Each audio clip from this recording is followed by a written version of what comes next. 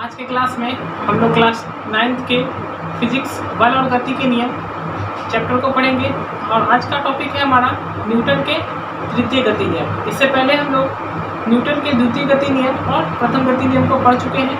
अगर आप इसके बारे में नहीं जानते हैं तो इस वीडियो के नीचे डिस्क्रिप्शन में लिंक है, वहाँ पे जाके आप इसको सीख सकते हैं। तो आज हम लोग पढ़ रहे हैं न्यूटन की गति का तीसरा नियम। और न्यूटन की गति का तीसरा नियम बहुत ही आसान नियम है और ये हम लोग के डेली लाइफ में बहुत ज़्यादा यूज होता है। तो इस नियम में क्या कहा गया है? इस नियम में कहा गया है कि अगर हम किसी वस्तु पर बल लगाते हैं तो वस्तु भी हमारे ऊपर बल लगाएगी और उस बल के मान जो होगा वो बराबर होगा किंतु विपरीत डायरेक्शन में होगा।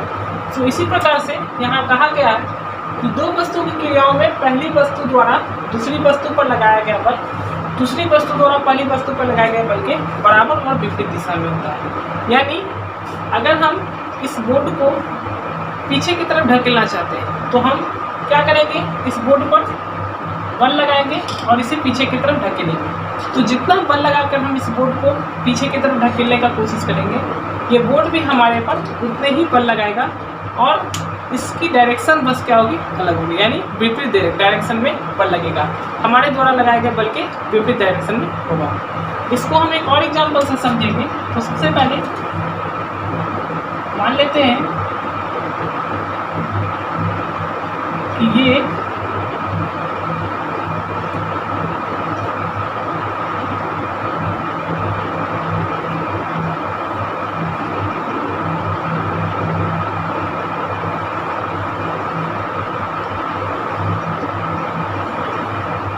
एक लड़का है जो अपने सिर पर 10 केजी का कोई बॉक्स को रखे हुए है। तो ये बॉक्स क्या करेगा, इस लड़के के सिर पर एक फोर्स लगाता है। मान लेते हैं कि बॉक्स जो इस लड़के के सिर पर F1 फोर्स लगाता है, ठीक है। तो ये बॉक्स जो है इस लड़के के सिर पर F1 फोर्स लगाता है, तो इस लड़के का सर जो है इस बॉक्स को एक उल्टे डायरेक्शन में किंतु बराबर यानी F2 फोर्स लगाएगा और उल्टे डायरेक्शन में लगाएगा। यानी इस बल का डायरेक्शन बस चेंज है और F1 और F2 फोर्स दोनों क्या है, सेम है। यानी इन दोनों की मात्रा क्या है, सेम होगी, बस इन दोनों का डायरेक्शन अलग होगा। यही न्यूटन के द्वितीय गति नियम में बताया गया है कि अगर आप कोई भी एक्शन करते हैं तो उस एक्शन का आप पर इक्वल और अपोजिट रिएक्शन होगा, बस उसकी डायरेक्शन क्या होगी, अपोजिट होगी। तो ये है हमारा न्यूटन के गति का तीसरा नियम कि अगर कोई पहली वस्तु जो है किसी दूसरे वस्तु पर बल लगाती है तो दूसरी वस्तु भी पहले वस्तु पर बराबर मात्रा में बल लगाएगी, बस उस बल का डायरेक्शन क्या होगा, डिफरेंस होगा। यानी बस उस बल का डायरेक्शन जो होगा हमारे द्वारा लगाए गए बल के विपरीत दिशा में होगा। यही है न्यूटन के गति का तीसरा नियम। तो उम्मीद है कि आप लोग इस नियम को समझ गए होंगे। अब हम लोग इस नियम के दैनिक जीवन में कुछ एग्जाम्पल को तो अब हम लोग न्यूटन के तृतीय गति नियम का दैनिक जीवन में कुछ एग्जाम्पल को पढ़ेंगे। तो जैसा कि हम लोग न्यूटन के तृतीय गति नियम पढ़ें कि हमारे द्वारा लगाया गया कोई भी एक्शन का इक्वल और अपोजिट रिएक्शन होगा। यानी तो इसका मतलब है कि हम जो भी बल लगाएंगे वो बल हमारे पर भी लगेगा। और तो इसका मतलब है कि अगर हम किसी वस्तु पर बल लगाते हैं तो वस्तु भी हम पर बल लगाएगा, बस उस बल का डायरेक्शन क्या होगा, अलग होगा, यानी विपरीत डायरेक्शन में बल लगेगा। तो अब हम लोग इसका एग्जाम्पल को पढ़ेंगे। डेली लाइफ में एग्जाम्पल है फर्स्ट, तैरना या नाव खेलना। तो आप लोग नाव को किसी नाव वाले को नाव चलाते हुए देखे होंगे या किसी तैराक को देखे होंगे। तो कोई तैराक जो होता है वो पानी को क्या करता है, अपने हाथ या पैर की मदद से पानी को पीछे की तरफ ढकेलता है, ठीक है। तो तैराक जो है पानी को पीछे की तरफ ढकेलने के लिए लगाता है, वो हमारा क्या हो जाएगा, एक्शन फोर्स, यानी हम लोग क्रिया बल लगाते हैं, ठीक है।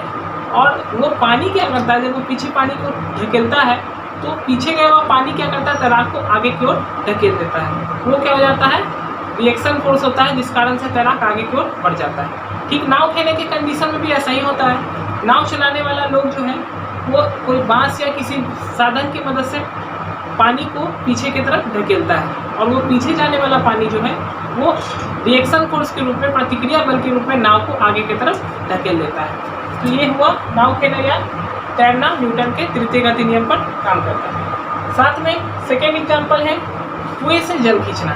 जब हम लोग कुएं से जल खींचते हैं, यानी रस्सी के द्वारा पानी को, बाल्टी को खींचने का प्रयास करते हैं, तो हम लोग क्या करते हैं, रस्सी पर बल लगाते हैं। इस कंडीशन में रस्सी भी क्या करता है, हमारे ऊपर बल लगाता है। अगर इस बीच में बाई चांस रस्सी टूट जाए तो रस्सी द्वारा हमारे ऊपर लगाया गया बल क्या होता है, जीरो हो जाता है। यानी रस्सी जब टूट जाएगा तो रस्सी तो हमारे ऊपर बल लगाएगा ही नहीं, और हम लोग क्या होंगे, पीछे की तरफ गिर जाएंगे। हम लोग पीछे की तरफ इसलिए गिर जाते हैं क्योंकि हमारे द्वारा लगाए गए बल के कारण ही हम लोग पीछे गिर जाते हैं। तो इस प्रकार से हम कह सकते हैं कि कुएं से जल खींचना भी क्या है, न्यूटन के तृतीय गति नियम पे काम करता है। और थर्ड एग्जाम्पल है आदमी का जमीन पर चलना। जब हम लोग जमीन पर चलते हैं तो जमीन पर चलने के लिए हम लोग क्या करते हैं, अपने पैर से जमीन को पीछे की तरफ धकेलते हैं। इसके विपरीत जमीन भी हमारे ऊपर क्या करता है, बराबर और विपरीत दिशा में बल लगाता है, जिस बल के कारण हम आगे की ओर बढ़ जाते हैं। इस प्रकार से आज की क्लास में हम लोग न्यूटन के तृतीय गति नियम को पढ़ें और इसका डेली लाइफ में क्या क्या एग्जाम्पल है इसको बारे में सीखते हैं। तो उम्मीद है कि आपको ये क्लास अच्छा लगा होगा।